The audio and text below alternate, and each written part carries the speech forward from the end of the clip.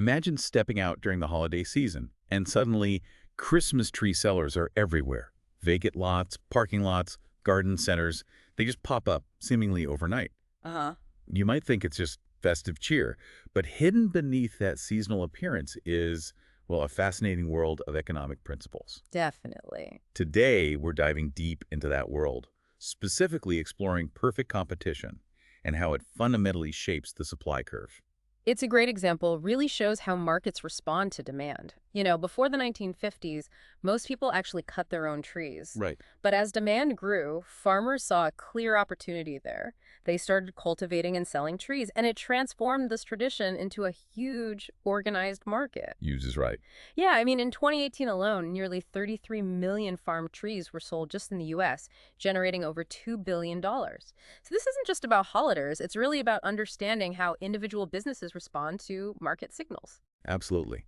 And our mission today is to cut through any jargon and give you a really crystal clear understanding of how industries respond to demand shifts, how individual businesses decide what to produce, and, well, what truly makes an industry competitive. Think of it as a shortcut, maybe? Exactly. A shortcut to being well-informed, ready maybe to apply these insights to your studies or just to better understand the world around you. We're hoping for some real aha moments today. Let's find them. Okay, so let's start with those Christmas tree farmers again, like Eves and Zoe, neighbors both growing trees. They compete, sure, but probably not in the way you'd think of Apple and Samsung competing. Right, it's different. If Eves decides to grow, say, a few more trees, it won't make a ripple in the overall Christmas tree market price. Why? Because there are thousands of farmers out there. And this is really key to understanding perfect competition. Farmers like Eves and Zoe are what economists call price takers. Price takers, meaning they can sell all the trees they want at the going market price, but they can't influence that price themselves. They just have to, well, take the price as given. And the same applies to you as a consumer, right? Yeah. Your individual purchase of one tree isn't going to shift the market price either. Almost never. So when we talk about a perfectly competitive market, we mean one where all participants, buyers and sellers, are price takers. And that fundamental supply and demand model, the one you've probably seen a bunch of times in textbooks, it really relies on this assumption. It's the bedrock for figuring out prices and quantities in these super competitive markets. Yeah, although it's worth noting, while consumers are pretty much always price takers, producers often aren't. Think about, I don't know, Kellogg's or General Mills in breakfast cereals. Oh yeah, they definitely have some clout. Right, they can influence prices. That's why the model of perfect competition doesn't fit every market, but it's such a crucial benchmark for understanding how truly competitive industries work. So for an industry to actually be perfectly competitive, it needs two critical conditions. First, you need many producers, and crucially, none of them should have a large market share. Market share meaning their fraction of the total industry output. Right, so no single producer is big enough to swing the overall price. Think about the wheat market. Thousands of farmers, none big enough to affect the price. Now contrast that with breakfast cereals again. Kellogg's and General Mills. Exactly. They dominate. They hold a huge chunk of U.S. cereal sales. Yeah. And you can bet Kellogg's executives know that if they flood the market with cornflakes, they'll probably push the price down. Their actions matter. They aren't price takers. Precisely. So that's condition one. The second essential condition is that the industry must produce a standardized product, sometimes called a commodity. Standardized meaning consumers see the products from all producers as basically the same, right? Yeah. Equivalent. Yep. Wheat is the classic example. Wheat is wheat, doesn't matter which farm grew it. But definitely not true for breakfast cereals.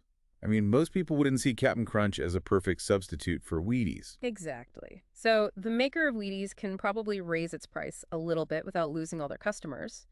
And what's really interesting here is that it often comes down to consumer perception. So it's not just if they are identical, but if we think they are. Precisely. If consumers perceive a difference, then for economic purposes, the product isn't standardized. Think about champagne. Oh, good one. The French sparkling wine. Right. Legal protections mean only wine from that specific region in France can be called champagne, even if other sparkling wines taste, pretty similar. So that perceived difference lets them charge more. It does, and you see similar things like Korean kimchi producers trying hard to differentiate their product from Japanese kimchi, arguing it's not the real thing. If consumers buy that argument, it stops being a perfectly standardized market. Fascinating. Okay, so many producers, Small market share and a standardized product. Yeah. Those are the two necessary conditions. That's right. But most perfectly competitive industries also share a third common feature, which is really important for how they adjust over time. Free entry and exit. Free entry and exit, meaning it's easy for new companies to start up in the industry and easy for existing ones to leave if things aren't working out. Exactly.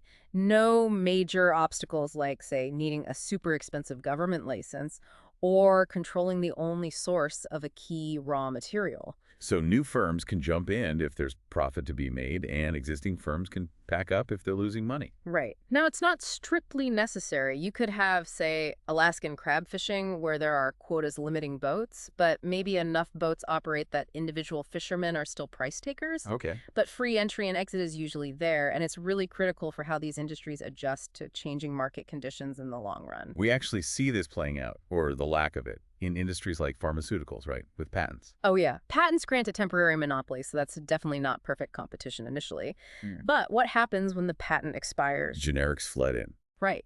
Generic drugs enter, competition ramps up, and prices plummet. Lipitor, the cholesterol drug, is a famous case. When its patent expired, generic versions hit the market at like 8% of the original price, and Lipitor lost 90% of its market share almost overnight. Wow. But sometimes the original patent holders tried to block that competition using these pay-for-delay deals. They'd literally pay a generic company not to launch its cheaper version. Seriously, that sounds anti-competitive. It was. The Federal Trade Commission, the FTC, thought so too. They argued these deals cost consumers billions by keeping prices artificially high. So what happened? Well, the FTC took it to court, and in 2014, the Supreme Court basically said, yes, the FTC can prosecute these deals. And did it make a difference? Big time. The number of those deals dropped dramatically, and there were huge settlements. Teva Pharmaceuticals had a $1.2 billion settlement and had to pay back almost $66 million directly to consumers. So that's regulators actively pushing for more competition. Exactly. Pushing markets closer to that perfectly competitive ideal, which generally benefits consumers through lower prices. Okay, so we've got a good handle on what perfect competition is. Now let's get down to the nitty-gritty.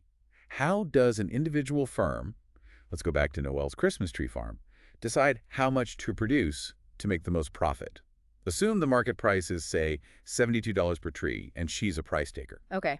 Well, the basic calculation is simple. Profit equals total revenue minus total cost. Total revenue is just price times quantity, P times Q. So she sells 50 trees at $72 each. That's $3,600 in revenue. Right. And let's say her total cost for producing those 50 trees is $2,880. Her profit is then $3,600 minus $2,880, which comes out to $720. And if she calculated this for different quantities, she'd find that 50 trees gives her the highest profit. Exactly. But we can figure this out more efficiently using marginal analysis. Remember the optimal output rule. Produce where marginal revenue equals marginal cost. MRC. You got it. Now define marginal revenue again. It's the extra revenue you get from selling one more unit. Perfect. And here's the crucial point for a price-taking firm. Because selling one more tree doesn't change the $72 price she gets for any of her trees. Her marginal revenue for each additional tree is always $72, the market price. Exactly. For a price taker, marginal revenue always equals the market price. So the profit maximizing rule simplifies. A price-taking firm maximizes profit where price equals marginal cost. P equals MC. Okay, that's a key shortcut. So Noelle looks at her marginal cost for each extra tree. Right. Let's say we have a table showing her costs. Her MR is constant at $72. She looks at the marginal cost of the first tree, the second, and so on. As long as the marginal cost is less than $72, producing that tree adds to her profit. And she keeps going until the marginal cost of the next tree would be more than $72, or ideally, exactly $72. If her MC for the 50th tree is, say, $70, and the MC for the 51st tree is $75, she stops at 50. Because producing the 51st would actually reduce her profit. Correct. The net gain, MRMC, turns negative. So visually, if you imagine a graph, you've got a horizontal line for marginal revenue at the market price, $72, and this typically upward-sloping marginal cost curve. Where they intersect, that's your profit maximizing quantity. For Noelle, that point E is at 50 trees. Got it. What if, the numbers don't line up perfectly, like MC never exactly equals MR? Good point, especially with discrete items like trees. In that case, you produce the largest quantity where marginal revenue is still greater than marginal cost. You don't want to produce that unit where MC jumps above Minar. Right, don't overshoot. Okay, so PMC tells her the quantity, but does that guarantee she's actually making money? Not necessarily. It tells her the profit maximizing output, which might still be a loss, or it could be the loss minimizing output. To know if she's actually profitable, we need to bring in costs again. And importantly, we're always talking about economic profit here, right? Mhm. Not just accounting profit. Crucial distinction. Economic profit includes all costs, the explicit ones you pay cash for, like wages, and the implicit ones, like the opportunity cost of Noelle's time or the capital she's invested. Firms base their decisions on economic profit. So how do we check for profitability? We compare the market price, P, to her average total cost, APC, at that profit maximizing quantity. Remember, ATC is total cost divided by quantity. Okay, so find the quantity where PMC, then look at the ATC for that quantity. Exactly. The ATC curve is typically U-shaped. Let's say Noelle's minimum ATC is $56, and that occurs when she produces 40 trees. That $56 is her break-even price. Break-even price, meaning if the market price is $56, she makes zero economic profit. Correct. Now, the rule is, if P is greater than ATC at the PMC output, she's profitable. If P equals ATC, she breaks even. If P is less than ATC, she incurs a loss. Can we visualize that, like on a graph? Absolutely. Imagine that graph again with the price line, MR, at $72, and the MC curve crossing it at 50 trees, point E. Now add the U-shaped ATC curve. At 50 trees, find the point on the ATC curve. Let's call it Z. Suppose the ATC there is $57.60. Okay, so price $72 is above ATC $57. Right. The vertical distance between the price line and point Z, $57.60 at Lars, $15.40, is her profit per tree. Multiply that by the quantity, 50 trees, and that rectangle represents her total profit. $14.40, 50 equals $720. Oh, nice. And what if the price was lower, say $40? Okay, new scenario. Price line drops to $40. Find where PMC now. Let's say that's at 30 trees, point A. Now find the ATC at 30 trees, call it point Y. Suppose ATC there is $58.67. So now price, $40 is below ATC $8.67, keys her loss per tree. Multiply that by the quantity, 30 trees, and that rectangle shows her total loss, $18.67, $30, roughly $5.60. So the break-even price, $56 for Noelle, is the minimum point on that ATC curve. Price above it, profit. Price below it, loss. Precisely. But incurring a loss doesn't automatically mean she should shut down production immediately, at least not in the short run. The short run versus the long run distinction again. Why wouldn't she shut down if she's losing money? Because of fixed costs. In the short run, some costs are fixed. Think of the rent for her refrigerated truck, maybe. She has to pay that whether she produces 0 trees or 50 trees. They're sunk costs, in a way, for the short-term decision. Essentially, yes. They're irrelevant to the decision of whether to produce something versus produce nothing in the short run, because she pays them either way. What matters are the variable costs. Like wages for temporary workers or the cost of the saplings themselves, costs she can avoid if she doesn't produce. Exactly. So the decision to operate or shut down in the short run hinges on whether the price covers her average variable cost, AVC. Okay, so not average total cost, but average variable cost. Right.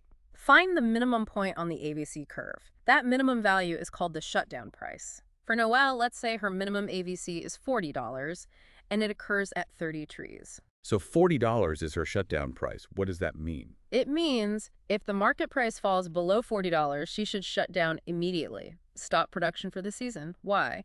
Because at a price below $40, she can't even cover her variable cost per tree. So producing would mean losing money on the variable costs plus losing all the fixed costs? Shutting down means she only loses the fixed costs. Exactly. She minimizes her loss by shutting down if P minimum AVC. Okay, and if the price is at or above the minimum AVC, $40? Then she should still follow the PMC rule to find the optimal quantity. Even if the price is, say, $48, that's above the shutdown price, $40, but still below her break-even price, $56. She's still making an economic loss, right? Correct, she is making a loss. But crucially, at $48, the price is covering all her variable costs, $40, and contributing $8 per tree towards covering her fixed costs. So if she produced, her loss would be less than if she shut down and lost the entire fixed cost. Precisely. That's the tricky middle ground. If minimum AVC equal P minimum ATC, the firm operates at a loss, but it's better than shutting down. This explains why seasonal businesses, like maybe an outdoor water park or those Maine lobster shacks, operate during parts of the year when they might technically be losing money overall. As long as they cover their variable costs and chip away at some fixed costs. Exactly. They only shut down completely in the deep off-season when prices, or expected customer flow, fall below their minimum average variable costs. So putting this all together, an individual firm's short-run supply curve is basically its marginal cost curve, but only the part that lies above the shutdown price, minimum AVC. Below that price, the quantity supplied is zero. Perfect summary. It's often shown as a curve that starts at the minimum AVC point and then follows the MC curve upwards. Okay, great. So that's the individual firm. Now, how do we get from Noel's supply decision to the supply for the entire Christmas tree industry? Good question. We need to distinguish the individual supply curve from the industry supply curve, which is what people usually mean when they just say market supply curve. And the key difference in the short run is? In the short run, the number of producers is fixed. No new farms are starting up instantly, and no existing farms are disappearing overnight. So you just add up what all the existing firms want to supply at each price? Exactly. It's the horizontal sum of all the individual firms' short-run supply curves. If we assume there are, say, 100 identical farms just like Noel's, And at a price of $72, Noel supplies 50 trees. then the total industry supply at $72 would be 100 farms times 50 trees each, which is 5,000 trees. Okay. And since each farm's supply curve slopes up above the $40 shutdown price, the short-run industry supply curve will also slope upwards, starting from that $40 price point. Correct. You can picture on a graph. The short-run industry supply curve, S, starts at $40 on the price axis and slopes up. Where it intersects the market demand curve, D, that gives you the short-run market equilibrium, maybe at $72 and $5,000 trees. Okay, that's the short run. Fixed number of firms. But the long run is where things get more... Dynamic. Right. Yeah. Because firms can enter or exit. Exactly. This is the big difference. Free entry and exit changes everything. Think about that short-run equilibrium where the price is $72. We established that Noel makes a profit at $72 because it's above her break-even price of $56. Right. And if Noel is making a profit, chances are those other 99 identical farms are too. And what does economic profit do? It attracts attention. Other potential farmers see there's money to be made in Christmas trees. Precisely. Positive economic profit acts like a signal, drawing new producers into the industry. That's entry. Conversely, if the market price were consistently below $56, firms would be making losses, and eventually some would give up and exit the industry. So let's follow the entry story. Price is $72, firms are profitable, new farms start entering. What does that do to the supply curve? As new firms come in, the short-run industry supply curve shifts to the right. There's more total supply at any given price. And what does a rightward shift in supply do to the market price? It pushes the price down. So maybe the price falls from $72 to, say, $64. Okay, price is lower. What about profits for the existing firms like Noel? Profits fall too, because the price is lower. But at $64, it's still above the $56 break-even price. So firms are still making some positive economic profit. Which means more firms will still want to enter. You got it. Entry continues. The short-run supply curve keeps shifting right, and the price keeps falling. Until when? When does the entry stop? It stops when the market price falls all the way down to the break-even price, $56 in our example. Because at $56, firms are making zero economic profit. Exactly. There's no longer any incentive for new firms to enter because they'd just be breaking even, earning only what they could in their next best alternative. And there's no incentive for existing firms to leave either. So the industry reaches a long-run market equilibrium where price equals the minimum average total cost, and firms earn zero economic profit. That's the core idea. The market adjusts through entry or exit if prices were too low until economic profits are competed away. Okay, let's see how this plays out if demand changes. Suppose we start in that long run, equilibrium price is $56, zero economic profit. Now imagine a surge in demand for Christmas trees. The demand curve shifts right. Okay, what happens first in the short run? Well, the demand curve shifts right along the existing short-run supply curve, S1.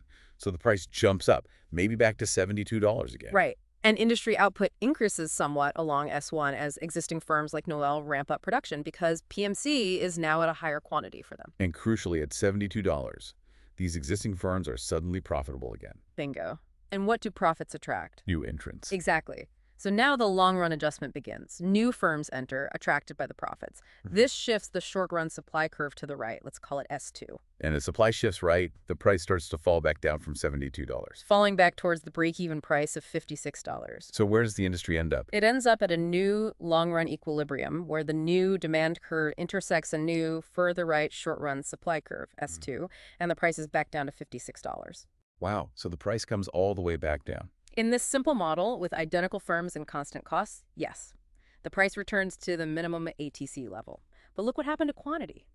Industry output must be much higher now, right, to meet that increased demand at the $56 price. Exactly. And here's a really neat insight. Compare the initial long-run equilibrium, price $56, quantity QX, with the final one, price $56, quantity QZ, where QZ is much bigger than QX. How much did Noel's output change between the start and the end? Well, if the price went from $56 up to $72, then back down to $56, her Mhm. final PMC point is the same as her initial one. Her individual output didn't change in the long run. Exactly. The entire increase in industry output from QX to QZ came from the new firms that entered the market. Existing firms just rode the price wave up and then back down. That's fascinating. So the long-run industry supply curve, LRS, Yeah. what does that look like? It connects the initial long-run equilibrium point, price $56, quantity QX, and the final long-run equilibrium point, price $56, quantity QZ. In this case, since the price returned to $56, the LRS is a horizontal line at the break-even price. Meaning supply is perfectly elastic in the long run. Producers will supply any quantity demanded at that break-even price, given enough time for entry or exit. That's often the assumption for industries where inputs are readily available and new firms face basically the same costs as old firms think, maybe agriculture or bakeries. We call these constant cost industries. But is the long-run supply curve always horizontal? Not always. Sometimes, as an industry expands, it might bid up the price of essential inputs that are in limited supply. Think about beachfront land for hotels. Right. As more hotels are built, the price of the remaining beachfront land goes up. Exactly. This increases costs for all firms in the industry. In this case, the long-run industry supply curve will slope upwards. It's an increasing cost industry. So the price has to rise in the long run to coax out more supply. Correct. It's still flatter or more elastic than the short-run supply curve because entry still happens, but it's not perfectly horizontal. Are there decreasing cost industries where the LRS slopes down? They're rarer, but theoretically possible if there are, say, strong network effects or external economies of scale where costs fall for everyone as the industry grows. Maybe early days of tech components sometimes showed this. Okay. But the main takeaway is the long-run supply curve, reflecting entry and exit, is always flatter, more elastic than the short-run curve where the number of firms is fixed. Absolutely. The market can adjust quantity much more significantly in the long run in response to a price change. We saw a pretty dramatic real-world example of these supply dynamics with the global pork market a few years ago, didn't we? Oh yeah, the African swine fever outbreak in China around 2018. It was devastating. It wiped out something like 40% of China's pig herd, which is huge because China consumes about half the world's pork. A massive supply shock. What happened to prices? They went through the roof in China. Producer prices for pork shot up by 125% at one point. Wow. And that must have rippled outwards globally. Big time. Pork and bacon prices surged everywhere as China started importing massively to fill the gap. So high prices. Yeah. What did the theory predict should happen next? High prices signal profit opportunities. And sure enough, pork producers in other countries, Brazil, Australia, the EU, the US, saw this and ramped up production, specifically targeting the Chinese market. They entered that market effectively. So that entry increased the global supply, helping eventually to bring prices back down, or at least stop them rising further. Exactly. It's a real-world illustration of that long-run adjustment process entry happening on a global scale in response to a major price signal caused by a supply shock. It really shows how interconnected these markets are. Okay, so we've traced the logic from the individual firm up to the industry in both the short and long run. What are the big conclusions we can draw about perfect competition when it reaches that long-run equilibrium? Well, there are three really key takeaways about efficiency. First, in long-run equilibrium, the marginal cost of production is the same for all firms in the industry. Why? Because they're all price takers facing the same market price, and they all produce where P equals MC. So their MCs must all equal that same price. Precisely. Second, we already established that with free entry and exit, each firm ends up earning zero economic profit. And this happens when they're producing at the very bottom of their U-shaped average total cost curve. They're operating at their minimum cost output level. Right, which means the total cost of producing the industry's output is minimized. No resources are being wasted by firms operating inefficiently above their minimum cost point. And again, zero economic profit isn't bad. It means resources are earning exactly what they should, covering all opportunity costs. It's sustainable. Okay, so MC is equal across firms and total cost is minimized. What's the third conclusion? The third is that the long-run market equilibrium in perfect competition is efficient, Efficient in what sense? in the sense that all the gains from trade are realized. Every consumer who is willing to pay a price at least as high as the marginal cost of production gets the good. Every producer who can supply the good at a marginal cost less than or equal to the market price does so. There are no missed opportunities for mutually beneficial transactions. The market coordinates everything perfectly, in a way. Essentially, yes. This force of competition pushes producers to be incredibly responsive to what consumers want and to adopt the most efficient production methods to keep costs down, because if they don't, they'll be driven out of business by firms that do. Which is why economists often use perfect competition as that benchmark, that ideal state of efficiency, to compare other market structures against. Exactly right. It represents the theoretical maximum for efficiency and responsiveness in a market setting. Okay, so we've covered a lot of ground today. We journeyed from defining perfect competition, those key conditions of many firms, standardized product, and often free entry exit, all the way through how individual firms make output decisions using marginal analysis, PMC, when they decide to shut down, Keyman AVC, and how these scale up to the industry supply curve. And we really highlighted the crucial differences between the short run, with a fixed number of firms, and the long run, where entry and exit drive the industry towards zero economic profit and minimum average total cost. We saw how firms respond to price signals, how industries adjust to demand shifts, and ultimately how competition pushes towards an efficient outcome. From Christmas trees to global pork markets, the principles are the same. It's a powerful framework for thinking about how a huge chunk of the economy works, or at least how it would work under ideal competitive conditions. All right, now for that final provocative thought we like to leave you with. Think about an industry you know pretty well. Maybe it's fast food, maybe clothing retail, maybe ride-sharing apps, or online streaming services. Yeah, pick one you interact with often. And ask yourself, how closely does it actually resemble this model of perfect competition we've been discussing? What features does it have that align with the model? And maybe more interestingly, what features push it away from perfect competition? Think about market share, product differentiation, barriers to entry. Are firms price takers, or do they have some pricing power? And then consider, what do those deviations from perfect competition imply about the prices you pay, the profits those firms might be making, and the choices available to you as a consumer in that industry? It's a great exercise to apply these concepts to the real world around you. You start seeing the economic forces at play everywhere. Definitely something to mull over. Thanks for diving deep with us today on perfect competition and the supply curve. We hope this exploration helps you see the markets around you in a new light. We hope it was helpful.